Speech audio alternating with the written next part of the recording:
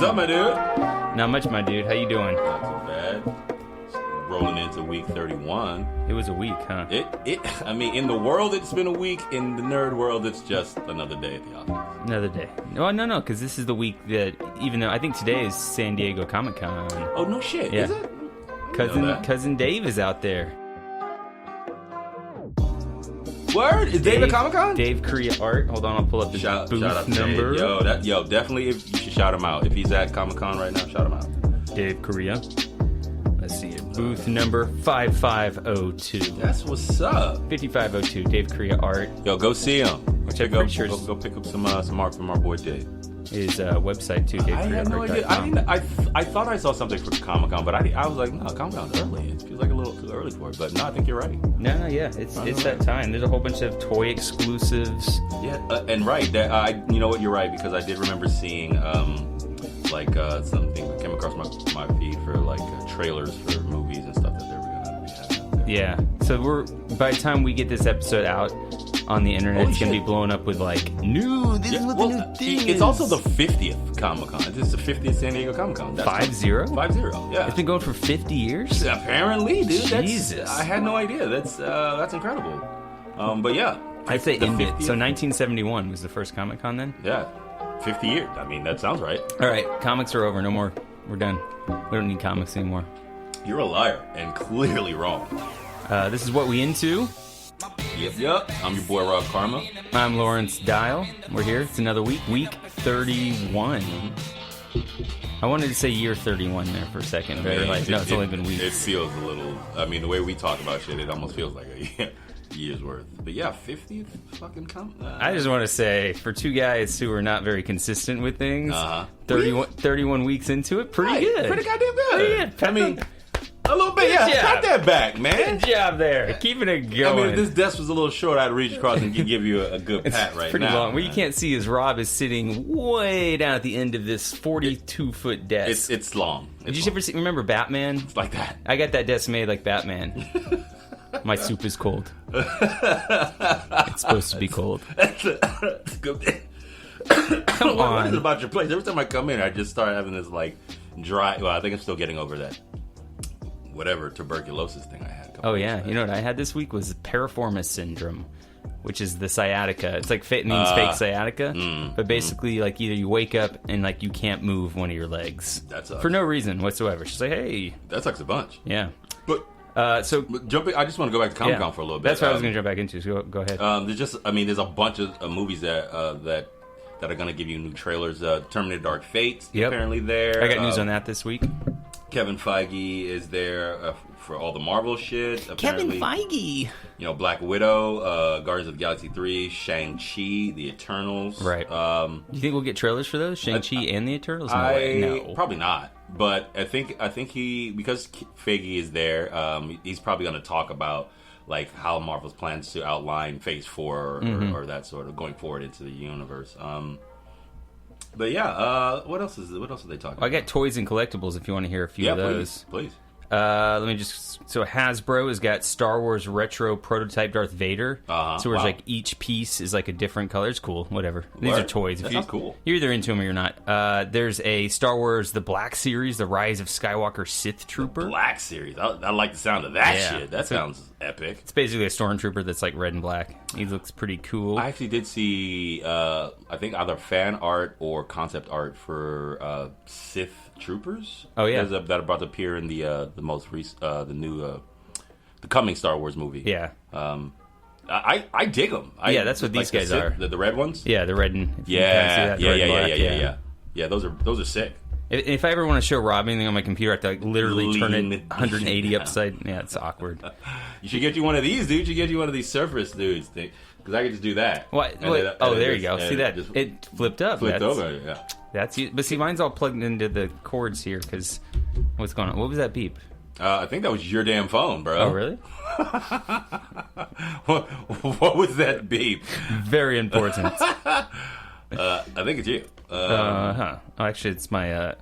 It is my fade in script writing collab thing. Yes, I want to save that. Close that out. Okay. So yeah, we also got some Transformers Ectotron, which is a lot like the Ghost. It's part of the Hasbro's Transformers Ghostbuster crossover that Laurel got me. The Ecto 1. The Ecto 1 Transformer. That's fucking cool. This one is a little cooler. This is Optimus Prime, clad in Ecto 1 coloring, and he. Oh right. They did an Ecto 1 version of Optimus as well. Yeah, and you open up and there's like a little Slimer figure inside. You know what?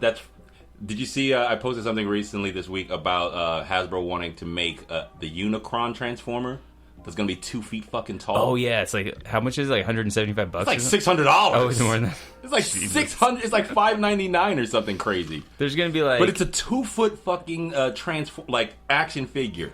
And which one is that? The one from the Transformers movie? Yeah, Unicron, the planet Transformer. Right, yeah.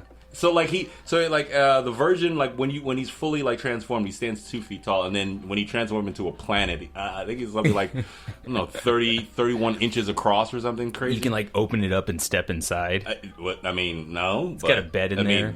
A 2 foot child could. You maybe actually now that I look at you, yeah, you probably could. I can squeeze in there. I can squeeze anywhere. Lin-Manuel is there.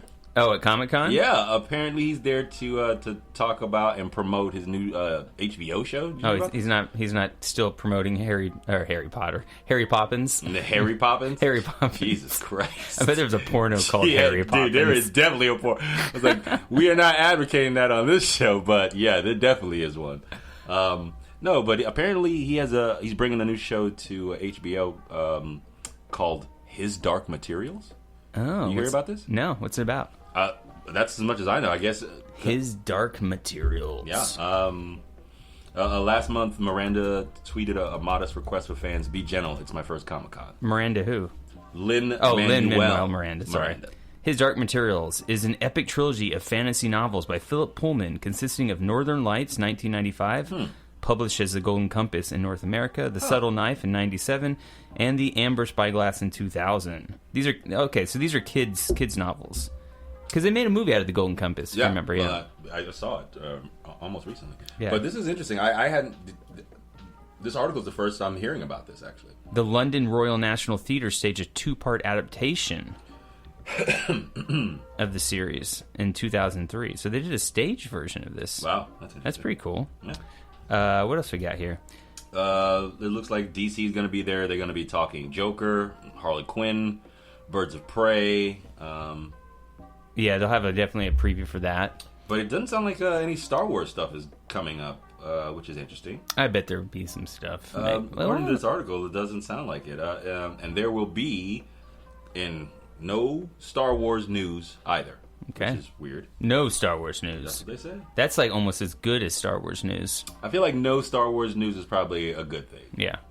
It means that somebody's hard at work and they're not out here trying to promote a half-finished or a, I'm not, it's funny, like, when Force Awakens was coming out, I was all over YouTube trying to find speculation and stuff. I'm surprised you haven't gone for this one.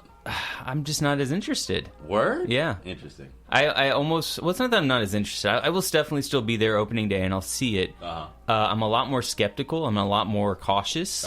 I think something about going into The Last Jedi, and not that it was terrible, because I did enjoy it, but it wasn't as good as I wanted it to be, has sort of sucked the air out of this franchise for me. Wow. In a little bit. Wow, okay. But we'll see. I'll still go see it. They'll still get, Disney's still going to get the money. I'm still as excited about Star Wars as I've ever been, with the obvious caveat about the prequels, because after that first one, I think we all kind of knew the trajectory of where those movies were going to end up. Right. But after watching that first one of these, I was excited for the franchise. Force Awakens. I liked Force Awakens. I really liked Force Awakens. I liked that for a number of reasons.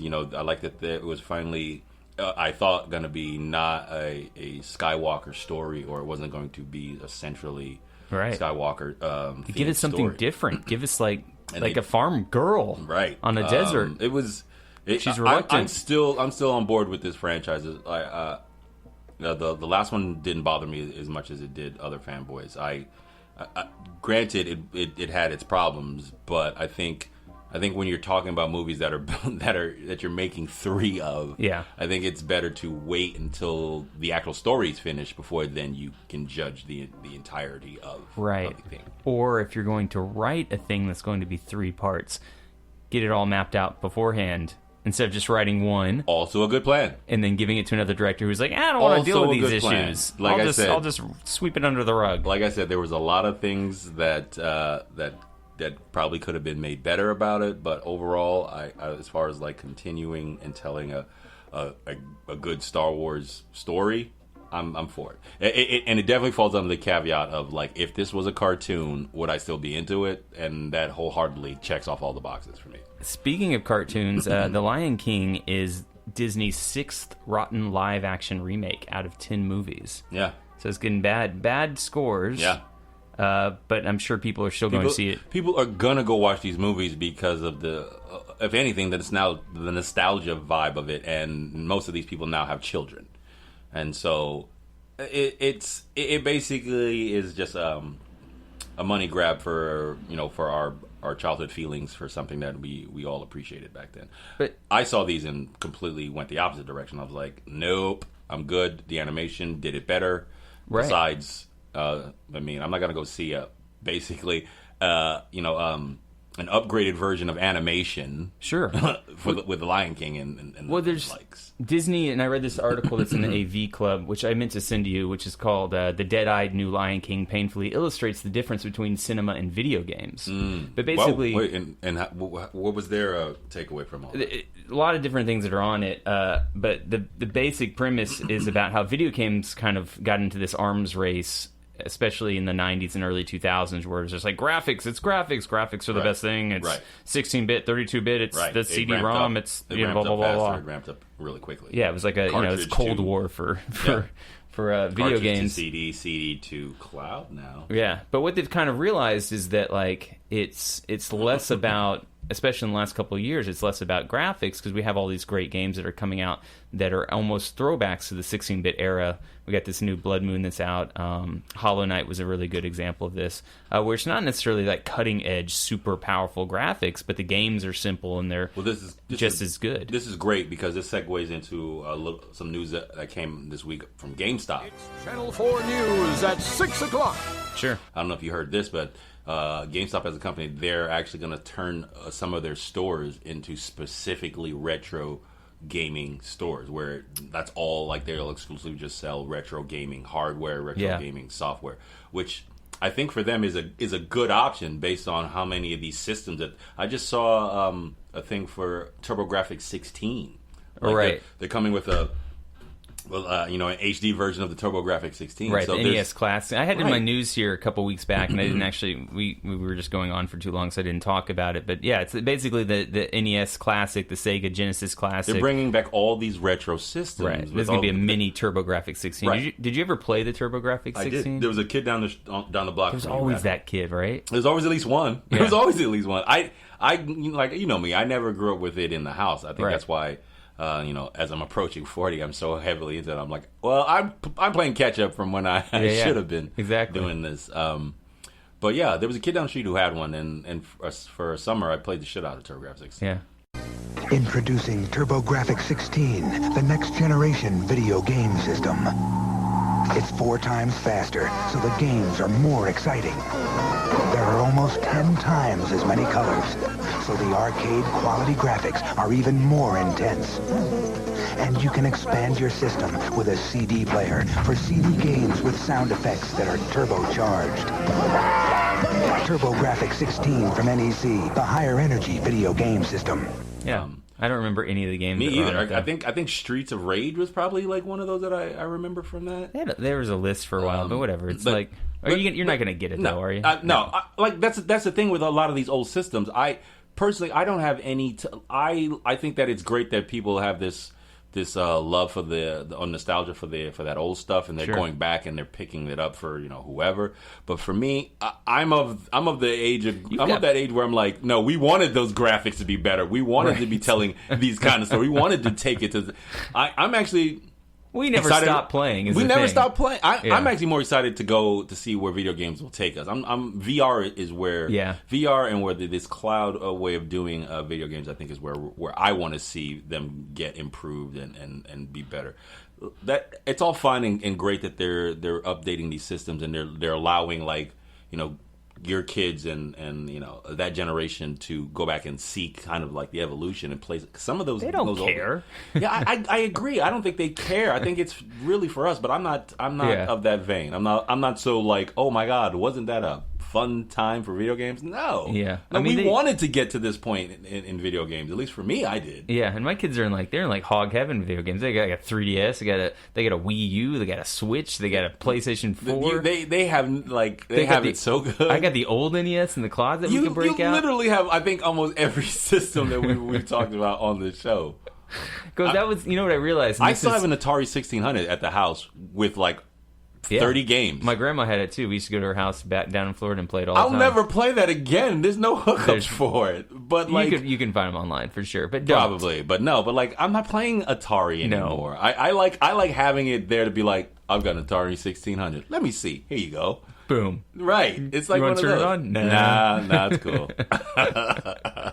I think it's good that GameStop is doing this kind of these retro stores because I think it's conservation is really important with you. These are art forms, right, and they're really legitimately getting lost. And I think based on how badly GameStop is taking a hit with people not using GameStop like that anymore, I think it's a smart way that they can still be relevant in that market. You know what I'm saying? Even if people aren't going into stores and buying hard copies of games anymore, I think this way it will preserve retro games and gaming systems and the hardware and that sort of thing.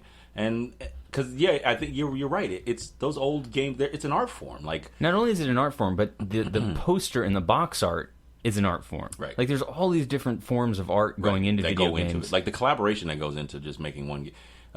I love now that when you complete a video game, they'll run down like the credits, basically like movie credits, and then at the end you will see the babies that were born. They'll list the names of the kids that were born at the over the course of making that video game. I love that now, because there's 4,000 people assigned to Grand Theft Auto or God of War. That last God of War, the credits were 8 minutes as long. It was as long as the Lord of the Rings credits. You know what I'm saying? Because it's a huge production. Huge production. I mean, it took 10 years or something for them to make that game and bring it, and you saw what it was. Yeah. You saw what that game was, and just the depth of collaboration that goes into making 1 hour of a game like that is incredible. There's a little store over on 6th Street, I think, between 3rd and 2nd Avenue, and it's like a museum. You walk in there and they've got Japanese imports, they've got old school NES, they've got Atari games, they've got pretty much everything. It's like a museum walking in there, and every time I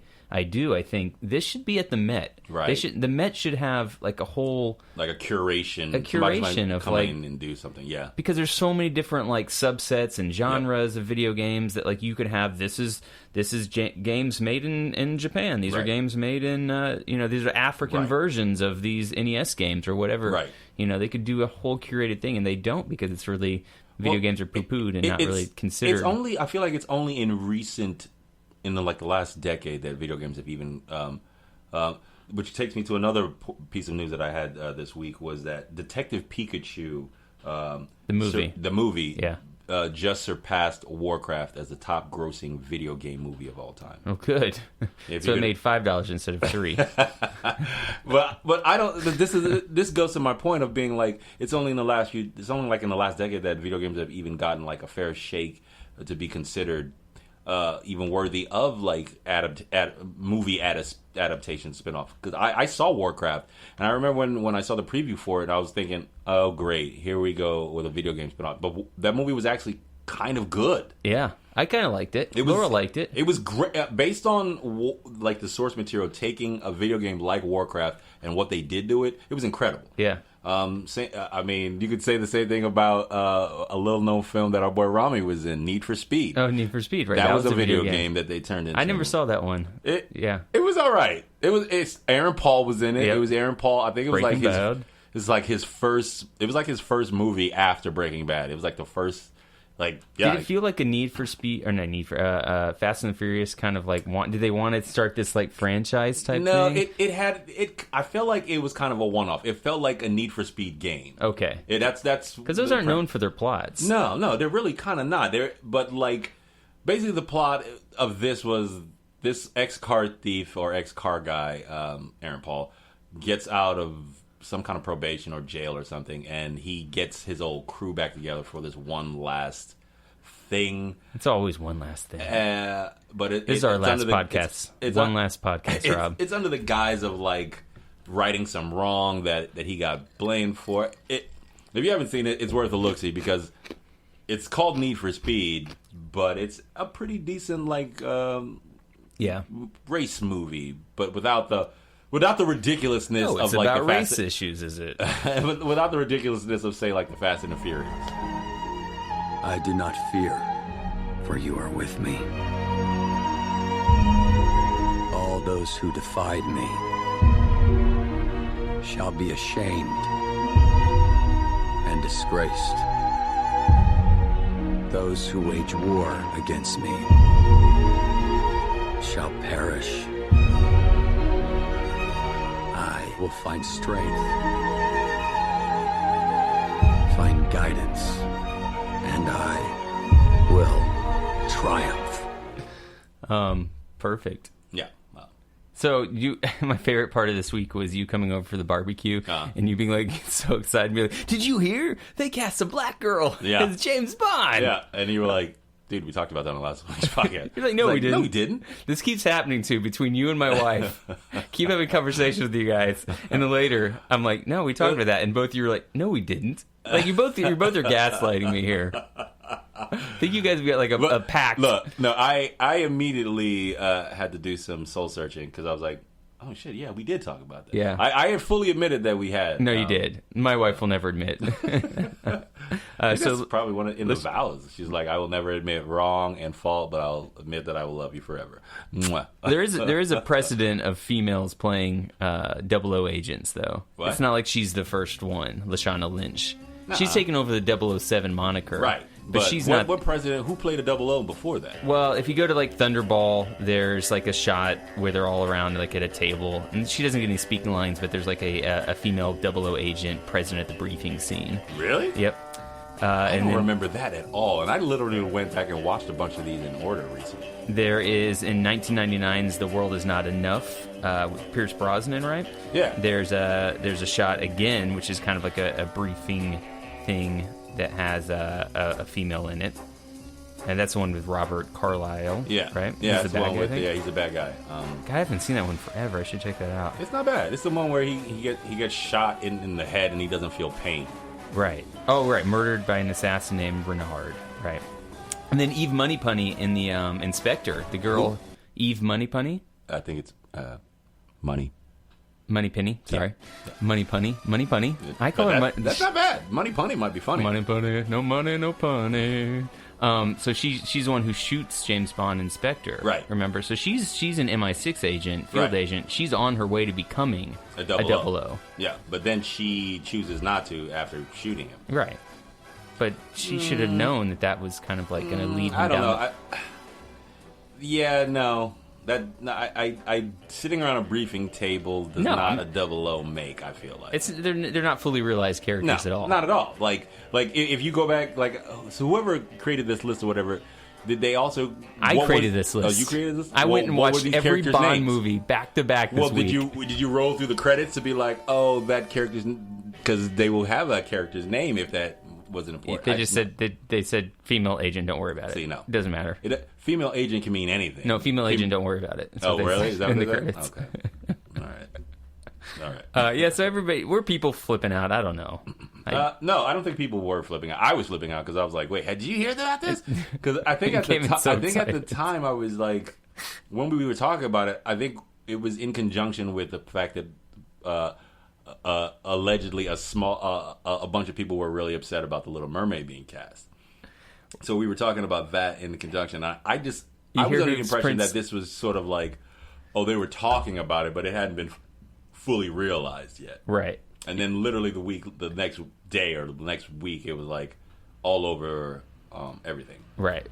Oh my god! So No, I was like, no. oh, wow. Once again, like I was like, they actually did this? Oh wow! Okay, once again, great. is this outrage or is this just like general people? One person on the internet's like, I don't like this choice, and somebody's like, somebody picks up Honestly, on news I backlash. expected to hear a little bit more from this, and I haven't seen or heard anything. I don't know. I think people are aware. They're like, well, we saw what happened with those motherfuckers said about Little Mermaid. Let me just keep it to myself. Do you think the internet is learning? The internet's like, oh man, let's just keep our opinions to ourselves. No, God, no. I mean, based on what the president of the United States was talking this week, which I don't want to talk too much about at length here, but just Wait, hold on. Pause that for a second. Two Okay. things real quick. I'm going to come back to that. Okay. So Harry Styles is playing Prince Caspian in the new Little Mermaid. He was just cast. Oh, no shit. I want to bring that up real quick. Okay. And then I also wanted to go back because Christopher Waltz is returning for Bond 25. Yeah, I heard we talked about this last week too. Did we? Yeah, Okay, see, I don't we remember talked about that. Christoph Waltz coming back for it. Remind me, because I don't want to go back and watch Spectre because I didn't like it very much. And it felt totally unnecessary. But he's Bond's brother. Yes, he's Bond's adopted brother. And there was like a skiing accident. So basically,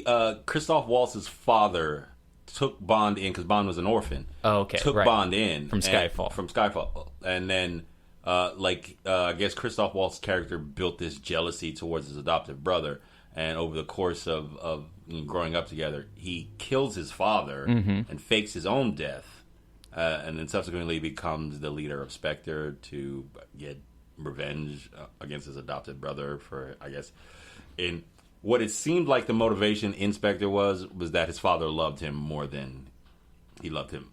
Yeah. Or Christoph Waltz's father loved Bond more than he loved Christoph Waltz. At least that's what he kind of uses as his motivation to do all that shit to Bond in the first place. So it's like, do motivations even matter? I It's just think like they do. Just, I think they do. They should, but like, I think they Dad do. didn't love me enough, so I hate you now, Bond. And you're my. That's like the stupidest. Or is it like right out of like the 1970s Bond films with their like what was the reason for Spectre in those old ones? Like don't know. it was world domination. Yeah, right? that makes sense to me. Somebody wants a lot of power. Yeah. I guess it doesn't. Somebody wants to be Jeff Bezos. You know what I mean? Don't say that dude's name, dude. That's more like Beetlejuice. Why can't he grow hair? He's got $100 billion. Get this dude some hair growing tonic or something. When you got $100 billion, you don't need hair. You just pay people to get their eyes retrained to think you have hair. You're like, get your eyes retrained. Here's $100 million. Oh my God, your hair, and it's just luxurious. Whoever looks. Jeff Bezos, give me $1 million, and I will definitely be like, there are 4 lights. Bro, I don't know if you want Come on, want his Star Trek money, reference. bro. His money is so tainted with like fuckery and like, you know, sadness of people. Yeah, dude. I honestly, that was also one of the things I did this week was I didn't buy shit from Amazon. I didn't either. Like they had those 2. I think it was like the 15th and the 16th. So like I think yesterday and the day before, where it was like their middle of the summer Black Friday thing, and at the same time, like workers in some plant, some Amazon hub in Minnesota were like, "We're striking on these days because fuck Amazon." Because fuck Amazon. Because they're in talks to sell facial recognition software to ICE, and they have been like low key propping up ICE with funding. I don't even know how, because I didn't even want to read about it because I fucking. Like, I use Amazon, and I'm a Prime member, but I don't like using Amazon. Yeah. I talk about it all the time. I'm like, fuck, I need toilet paper and cat food. Fuck, they gonna deliver it to the house. no. Fuck, it's really cheap. You gotta wipe your butt. All right, Jeff Bezos, here's my money, but I don't like doing it. But see, both of those things, you can go to that really fancy Rite Aid that you have What really around your fancy corner. Rite Aid? The one where we got the beer that one time. That's Dwayne Reed. Dwayne, whatever. 2, it's not that fancy. It's pretty nice. It's nicer than... It's only nice because it used to be a bank. Yes, That's it. that's It's not nice. really nice. That's It's a just- historical landmark. They can't do anything. They can't even put up new tile in It there. actually is a historical landmark Yeah. because that used to be a black-owned bank for that neighborhood. Now it's a black-owned Dwayne Reed, It right? is not a black-owned No. Dwayne Reed. You know that. You know that. I know it's You fucking know that's not a black-owned Dwayne Reed. Just give me a little poke. Speaking of a little poke, you want to talk about Trump? Oh, No, God, not really. We don't have to, right? Not really. He's doubling down, though. He's tripling down. Dude is triple down. He was like, "Oh, I didn't say anything racist. You're not hearing what I." It is literally like the third chapter of 1984, man. I can't even. I honestly can't even. When a motherfucker has a gall, like I think I told you at the barbecue when the shit he said to those four persons of color congresswomen. Democrats. Democrats to go back to their own country. Where else have you ever heard that shit? Who says shit like that? Racist motherfuckers. I can't believe that anybody's even like remotely backing him, even the Republicans. But here's the thing, like even after he said that shit, not one of the GOP, not one of the Republican senators or congressmen condemned it. Not one. Not one of them was able to stand up and be like, "Yo, Mr. President, the fuck, sir." None of that. They're all mums the fucking word. And this shit feels exactly like I feel like maybe Nazi Germany circa like 1940-ish kind of felt like. Because motherfuckers are seeing it happen. And, people in cages. The leader of the country standing up and saying immigrants are bad and go back. Like all this shit. This is like right out of Nazi Germany in 1940, bro. And I'm like. This is one of the rare moments in time that I'm like, I'm glad I'm not a citizen. I'm glad I have like a foreign passport, so when shit starts to pop off, I'm out this bitch, Larry. I love you, but yo, you can come meet me in the Caribbean, bro. You can still do that as a citizen, by the way. Nah, fuck all that. I can still get a plane ticket and go wherever I want to go. Well, actually, I was looking at citizenship because my green card's about to expire. You told me. I was going through this. And I was looking at it, I was like, so, and it's going to cost me like $1,000 to. That's 500, by the way. Yeah, that's why I said $1,000. Or you just say 500. Fuck you! It's $1,000. That's gonna cost me about half of $750. You mean $325? That's gonna cost me half $10,000. So like $5,000. So it's gonna cost me like half $1,000 to get my green card renewed. I'm glad you bought that Florida ticket. right. But like to get naturalized now, it's over $1,000. Yeah. So patreon.com/whatweinto.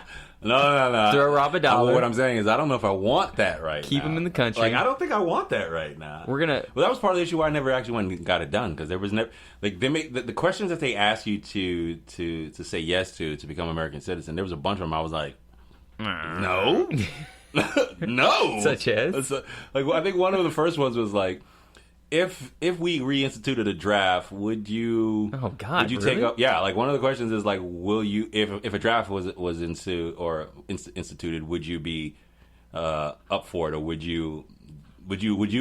If we called you to military service, would you do that? And I was like, I'm old. The fuck? No.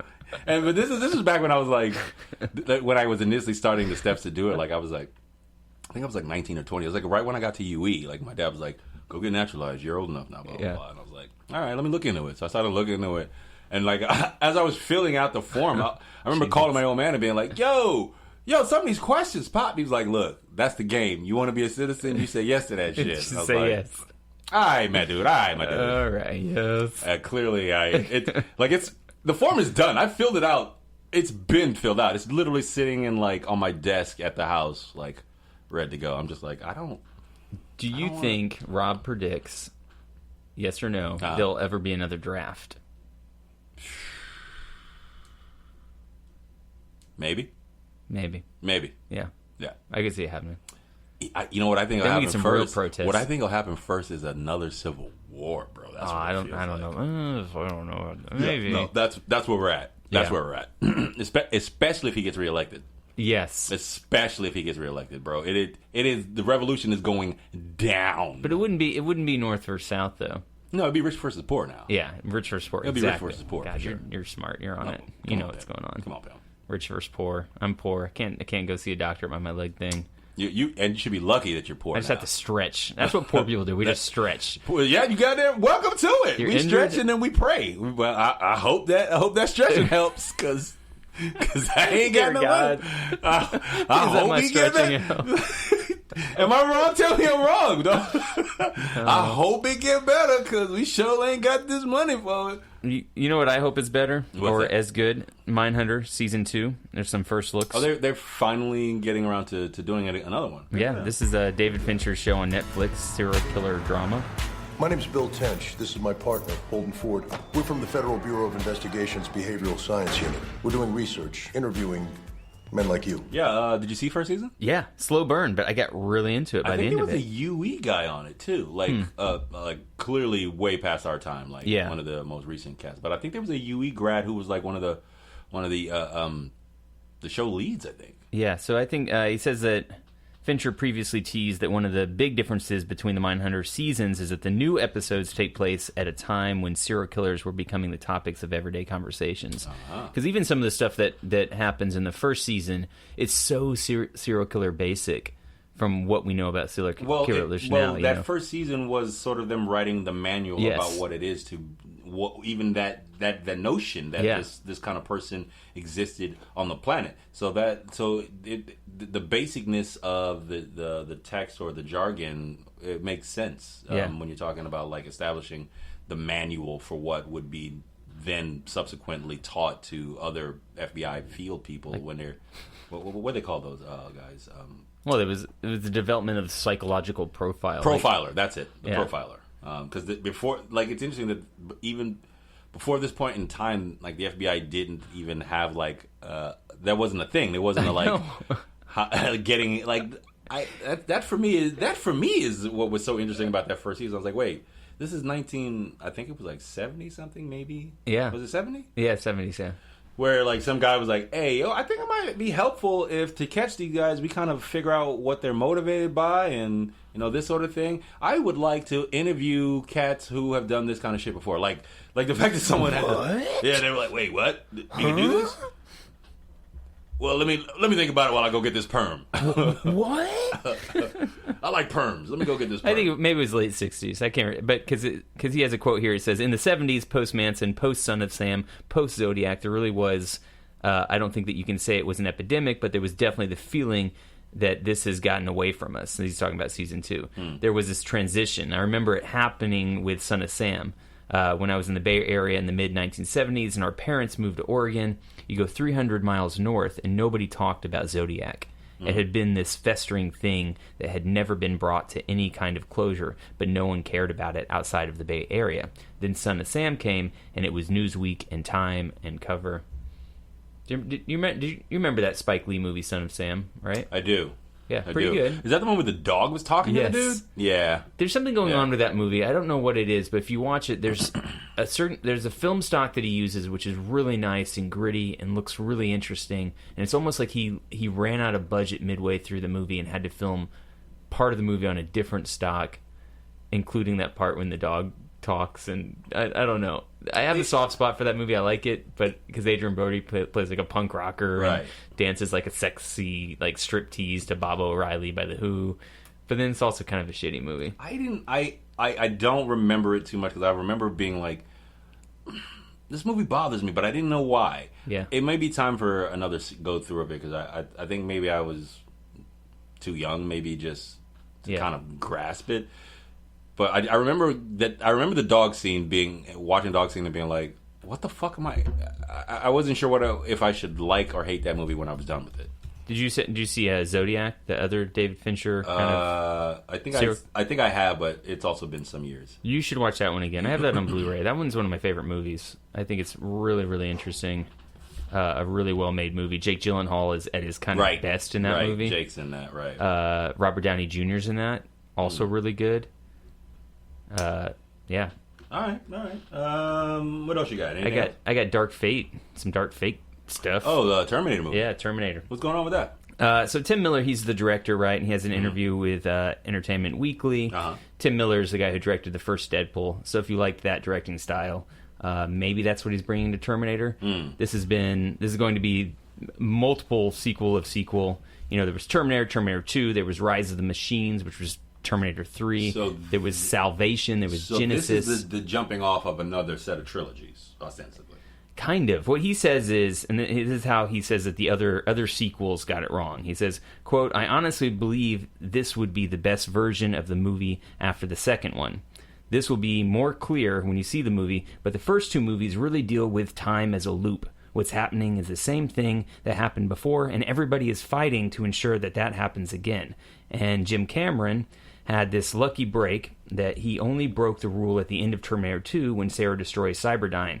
It's the first thing that happened that hadn't happened before, and so it was going to change the future, but no one knew how. And I don't think that the movies that came after it really explored that in a clean way, like I believe we are, with true consequences. That's, you like consequences. I do. And it makes perfect sense for Sarah to be the one to face those consequences, since that they were her choices to begin with. I think this is going to be the best Terminator movie since that second one. God, I hope so. I just hope it's decent. The combination of people that they brought back for it is right on.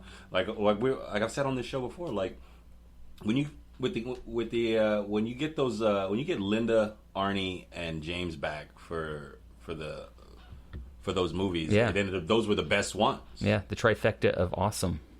So I feel like having Linda come back after this, because she hasn't done anything almost since those movies. In the same way, she hadn't done almost anything since that second Terminator movie. Before that second Terminator movie had dropped, where was Linda Hamilton? Had done basically nothing. I don't know. I'm gonna look her up right now. Let's see what Linda Hamilton has done. And even after she did Terminator 2 and it being such a box office success, she didn't capitalize on it. She was like, okay, I'm gonna just collect this check and then fade back into obscurity for a bit. How many things do you think that she's done? How many credits if you go to IMDb? Probably, I mean, I don't know, because I clearly only remember her from like the super iconic ones. Mm-hmm. She's done 77. I was going to say things. 60, 65. That's a lot. Yeah, so let's go through here. But Sam Jackson did 60, 65 movies in a year. I know, every year.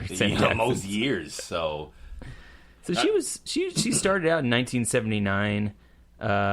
Night Flowers, Shirley, Reunion, Rape and Marriage, The Rideout Case, which is a TV movie in 1980. It wasn't until... I'm pretty sure that everything that you're going to say up for her, other than Terminator and Terminator 2, you're going to be like, never seen it. Well, never I even have heard of it. 1984, Children of the Corn. She played that's right. Vicky. She was in that. Yeah, right. Okay, Children of... Also a famous movie right. that they made several of. Yes, exactly. Several bad sequels. And then Terminator, also in 84. The Terminator and Children of the Corn were both 84? Yep. So she had a fucking year that 84. Yeah. And then Beauty and the Beast, the TV series from 87 to 89. So wait, the one with Ron Perlman? Yeah. Get the fuck out of here. Was she in that too? Yeah. Assistant District Attorney Catherine Chandler. Wow. Okay. So, all right. She was in Murder, She Wrote. A few episodes on that, yep. But... Dante's Peak, that was in 97. So Batman Beyond, the movie, TV movie. Dr. Stephanie Lake, the voice. So she did voiceover work for something, but all like obscure shit. Yeah, a whole bunch of TV movies, a whole bunch of shorts. It's strange that she couldn't really capitalize on that. Yeah, I think it was a choice. No, I think it was a choice. You literally just maybe 84. She made 2 blockbuster movies, 2 cult classic movies, 2 movies that they ended up making subsequent sequels to. Mm-hmm. I think maybe she made a conscious choice to, at that point, either raise kids or do something where her schedule was a little bit more flexible, so she could. It sounds like a bunch of TV movies that nobody really watched and things like that. But Terminator 2 was a hit, and she could have easily taken that acclaim and that glory and like subsequently did bigger or more subsequent things, and I think she chose not to. Yeah, I think you're probably right, because a lot of times when actors have these sort of like roles that aren't great, but they're definitely just money, bring in the money. Just give me some money, make it as little involvement as possible. I can be there. I can do one of these every 3, 4, 5 months, and then I'm done. Especially before like the dawn of these TV and how popular TV is now. So Emmy nominations came in, and Billy Porter from Pose has got one of the things I was into. A nomination for Best Actor. Yeah, Pose was one of the things you were into. Yeah, it was definitely one of the things I spoke about it a couple of weeks ago because I started the second season, and I jumped back into it this week. and I'll talk about that when we get to that section. But I'm gonna say it right here and right now. It's the best show on TV. Poses, yeah. Yeah. The preview that I watched when I was editing it in for the podcast looked really good. It's literally one of the best shows on TV as far as like I don't know if the show is based on real events or real people that lived during this time in New York. I think it is. Is it historically? I doubt it's historically accurate in that sense, but it's probably inspired by some real people, I'm sure. It definitely feels that way, and there were. It was a thing I noticed at the end of this, or I don't know if they did it at the end of, or they do it at the end of each episode for this new season. But the last couple episodes I watched, I'm only like 3 episodes in because they're each an hour or whatever. But at the end of this second episode, they had this really great quote, and I'll read it when we get to that section. But it's one of the best shows on TV right now. If you're not watching, you should. I will. Definitely. I need to get around to Euphoria. Have you watched any of that? I started the first episode, and then I had to go do something. Yeah. What I'll say is, right now, it feels a little... The character that she's playing feels a lot like MJ from Spider-Man. Right. What it really felt like is if what had happened to MJ before she shows up in Parker's world, like... why she is the way she is. Right. Okay. This what feels like the pre-game to seeing her. Excellent. So the whole time I'm watching Euphoria, I'm just gonna be like, "This is MJ." This is MJ before Spider-Man comes along. For the white savior. For the white savior complex. Yeah. Perfect. Excellent. So, in recent interviews with comic book director David Leitch, provides a dubious but enthusiastic update to the third Deadpool movie. He says, "In everybody's world, everybody wants to make it. So if I was ever approached to make Deadpool 3, my answer would be hell yes. But I think there's a lot of things going on in the shakeup with Fox and Disney and where the whole Marvel world after Endgame is going to be. When the dust settles, let's hope that Deadpool lives." I mean, come on. Yes, you guys are going to do Deadpool 3. Duh. I mean, duh. They're already doing Thor 4, which your favorite name to say. Yes. I was actually more excited. Taika, you screwed me up. You screwed me up. I got his last name, Mr. Waititi. I got his last name on LinkedIn. You just looked at me challengingly, like, go ahead, Taika Waititi. I know it's your favorite name to say, so I just wanted you to have the opportunity to say it. Chida Elijah. How's Chidal Elijah? You talking about Chewie? Yeah, Chewie. Oh, I don't know. I can't say his name, so I refuse to say it. Perfect. I just call him Chewie. Okay, that's the other one. Every time his name Okafor. I know his last name is Okafor, but Okafor. That's about it. Okay, it's a Chiwetel. I think it's like Chiwetel Okafor or something. Okafor, yeah. When Deadpool 2 comes around, I'm gonna just slaughter that name too. Wait, is he in Deadpool 3? Not Deadpool, excuse me. Doctor Strange I was too. I was gonna say, is it confirmed that he's coming back for that? He's gonna come back. He's gonna be the villain for sure. Is he though? That's what they tease. They always deliver on their teases. I hope so because I loved his Mordo. His Mordo was great. Yeah, so Taika Waititi is back for Thor 4, which he's writing and directing. Yeah, and in very good news, it's putting Akira on hold. I heard that too. All right. You like that? You like that option? I love that. I hope it stays on hold forever. I hope it's the movie that we just keep talking about, and it shifts directors and moves around for another decade. You know, 'cause here's what I think actually happened. I think Katsuhiro Otomo came out and said, "Yeah, we're going to redo Akira as like an anime TV show, and we're going to remaster Akira into 4K, right?"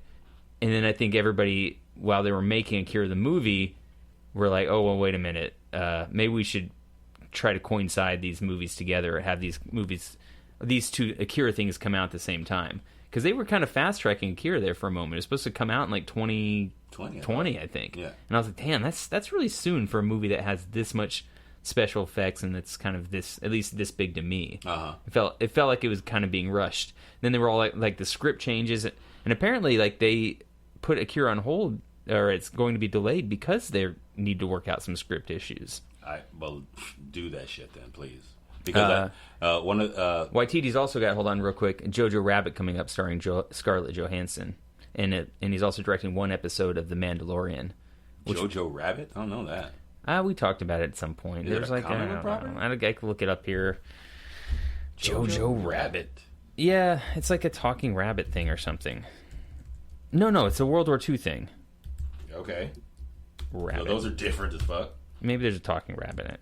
Jojo Rabbit, directed by Taika Waititi. Yes, giving me a synopsis. A young boy in Hitler's army finds out his mother is hiding a Jewish girl in their home. Comedy ensues. Just kidding. I don't know if it's comedic or not. It says 2019. So Taika Waititi is playing Adolf Hitler. And this is coming out this year? Sam Rockwell's in it as Captain Klinzendorf. Rebel Wilson as Fraulein Rom. Yeah. Stephen Merchant as Captain Dirtz. When is this supposed to drop? It says updated. Doesn't say. October 18th of this year. Okay, so it's coming out soon. Yeah, Fox Searchlight. That could actually be pretty good. Okay. So it's a satire, obviously, since he's playing Hitler. Cool. Wait, is he directing that? Yeah, he's directing that. So that was, I think, what he's been working on since Thor Ragnarok, was this movie. And then he was trying to get around to Akira. And then that's not working out because you can't make Kaneda a bartender and Tetsuo's brother and expect people to be like, yeah, that sounds good, guys. Just change. Why? Anyway. Yes, move on. Anyway. What else you got? Let's see. I don't know. Let me look here real quick. Do I have anything else? What do you got? Put you on I the... got a couple things, mostly game related.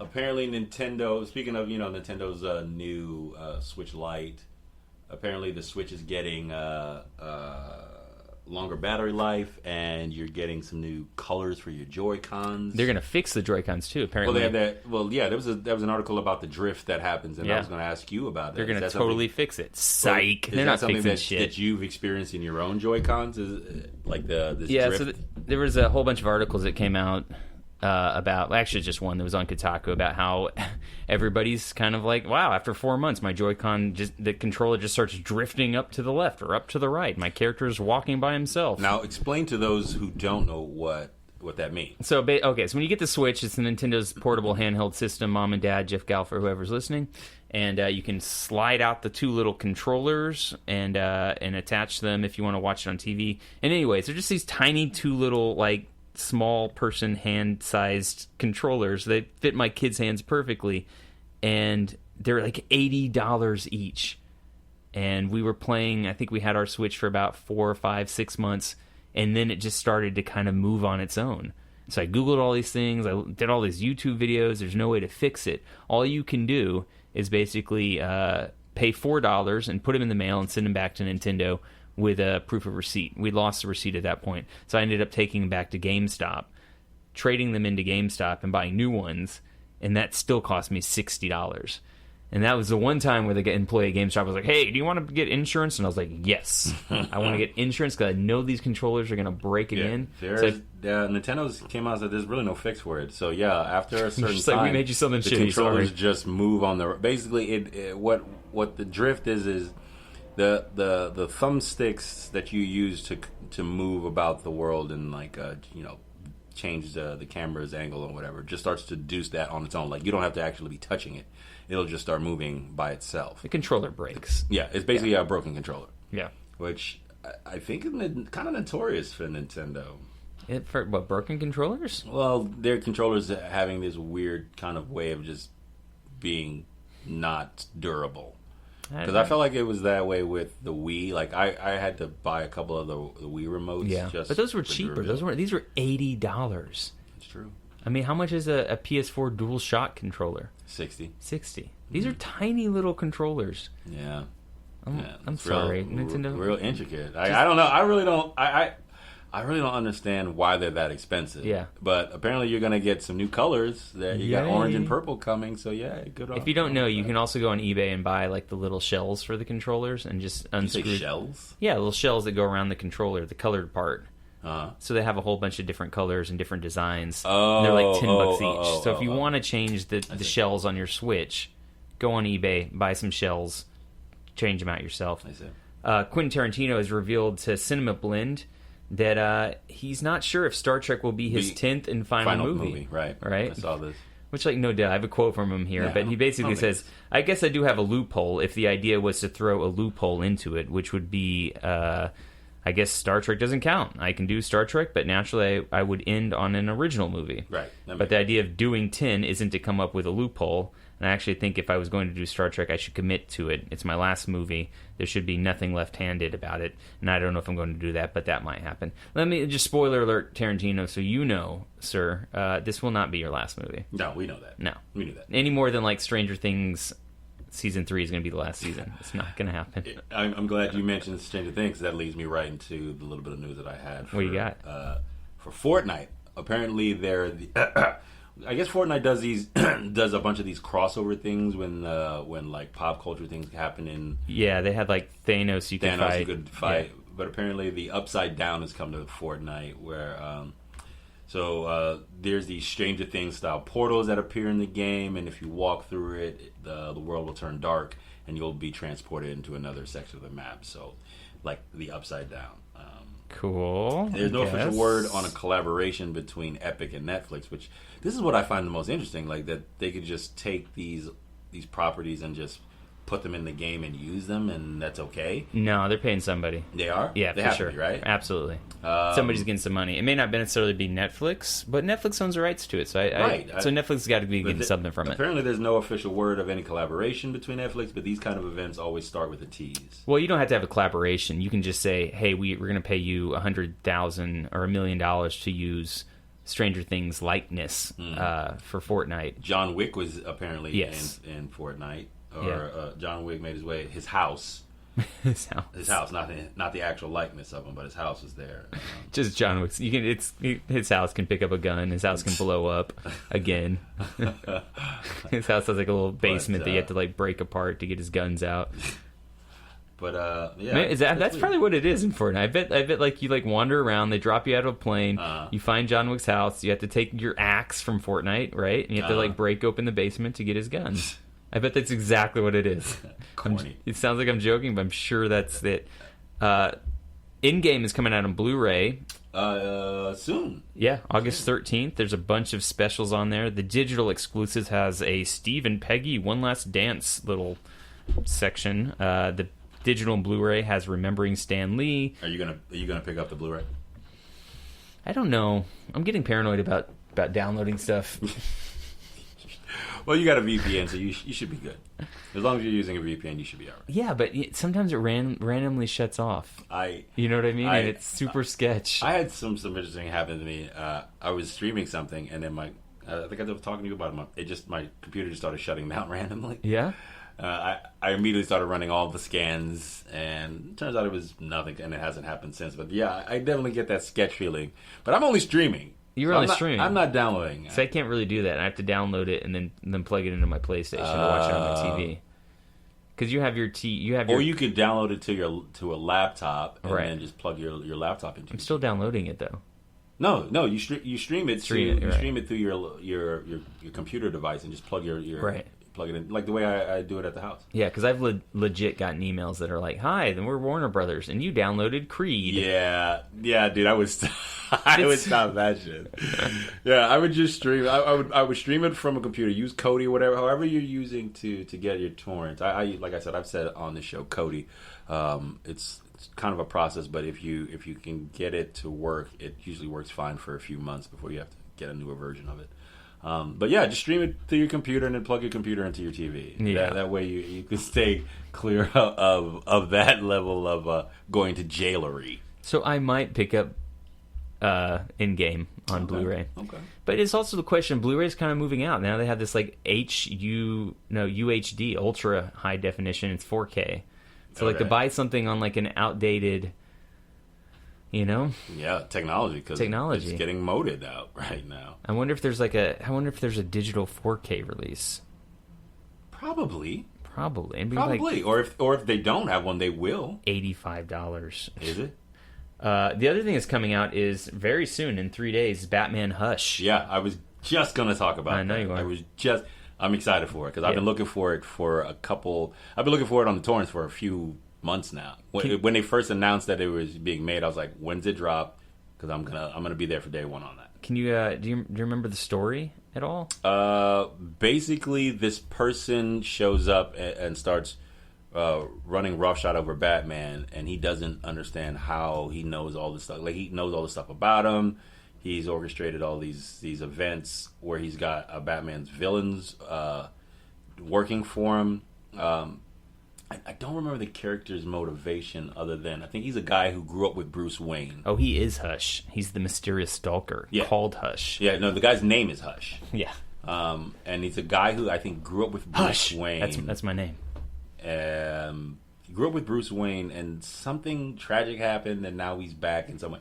Anyway, it's from DC's animated studios, and for not for nothing, DC's animation studios have been kicking ass. Yeah. Kicking ass. Just like their movies. All of the DC animated movies are awesome. All of them. Infinitely better than anything live action that DC has done. Better than anything. Even better than Wonder Woman, and Wonder Woman is their best movie. Right. And this is penciled by Jim Lee, written by Jeff Loeb. Who's Jeff Loeb? Yeah, Jeff Loeb wrote the original. Inked by Scott Williams, colored by Alex Sinclair. I don't know. I'm on the comic book thing. Okay. So, if it's the same, I think it's a Korean guy who's directed the last few of these. If it's the same one, they're really good. Yeah, give me a second. I'll find it here, or maybe I won't. I am but yeah. Gaby. I just want to know if it's this Korean guy or not. Directed by Justin Copeland. Yeah, sounds Korean to me. No, that's not the guy. No. Cool. What else you got? Anything else? I think that's it for me. I mean, there's some other stuff, but not worth kind of talking about this week. I'll sort of wait till it plays out. But yeah. Are you familiar with Kang the Conqueror? Yeah. So there's apparently the rumor that Avengers 5, there's a theory. It's going to be about Kang? Yeah, the Endgame is setting up Kang the Conqueror. Awesome. And he's sort of like a time traveling. Yeah, he's a time traveling despot from the future who runs roughshod over the Avengers a bunch. Yeah, that actually makes a lot of sense based on what Endgame was. Yeah, because they kind of create the multiverse. Well, they also fucked with time, and if the Avengers are playing with time, then it's almost inevitable that Kang the Conqueror will have to come up because he's a time traveling despot. Or yeah, and I mean, who else would it be anyways? I guess they could do Galactica. You mean Galactus? Galactus. Yeah, I know what I'm talking about. No, I think what they'll do is they'll hold off using Galactus again, probably until you see the Eternals. Right. And I think that's probably. I think this, if they are going in the realm of Kang the Conqueror, that makes all the sense based on what the Avengers just did in Endgame. Right.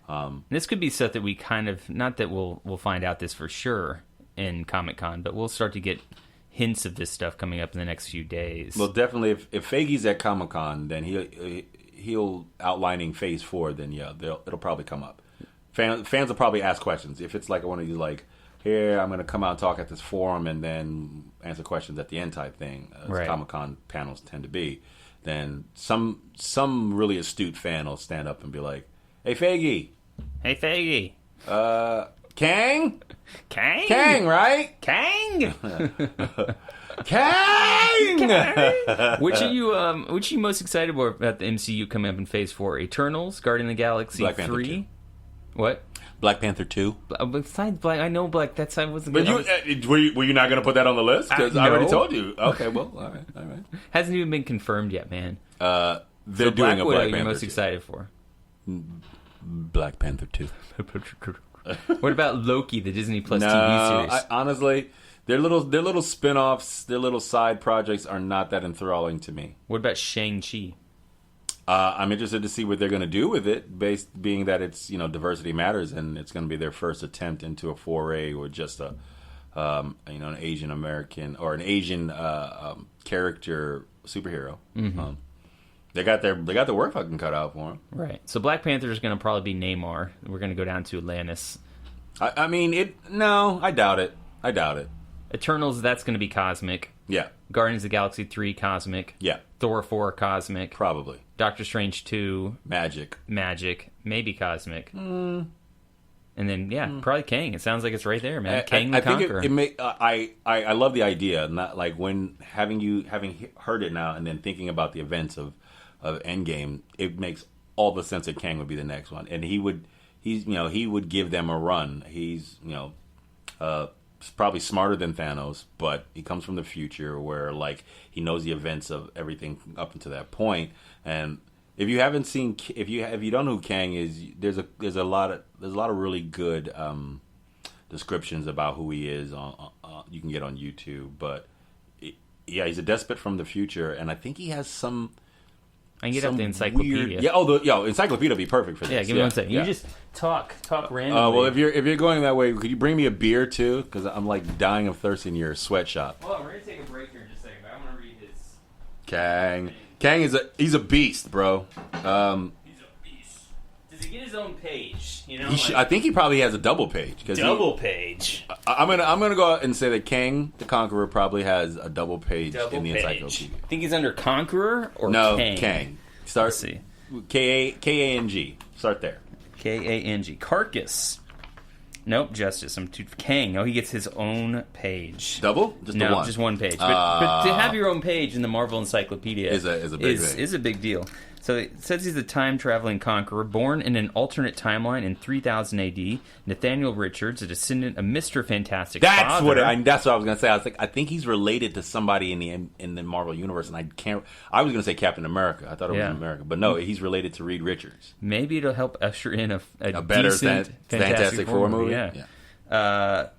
Fantastic's father, who bore the same name, discovered time travel technology that enabled him to journey virtually anywhere he liked in the time stream.